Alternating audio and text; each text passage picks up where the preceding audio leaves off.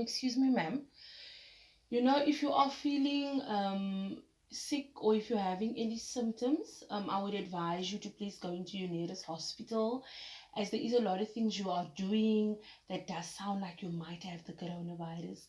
I have pamphlets here available as well if you'd like to check out. You can definitely check it out.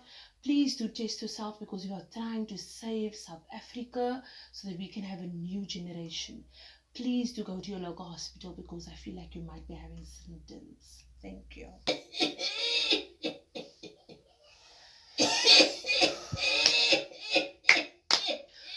Oeh, Here, die bloed van Jesus, Here, verwyder die vyand in die naam van die Here. Here, ek beloof, as U my uit die teksie gaan red, Here, ek beloof, ek sal nooit weer worry met my money, ek is klaar met hom. God sorg vir die mossies, God sorg vir die diere, God sorg vir die plante, God sal sorg vir jou. Amen, sister, kan voel Jesus stering, hy is gestuur van die duiwel af. Amen.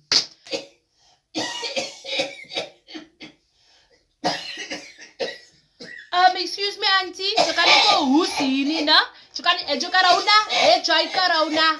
Als de zieke hoe jaren gaat net hospitaal toe, wie gaat ik niet dood die? Hou op, hoes.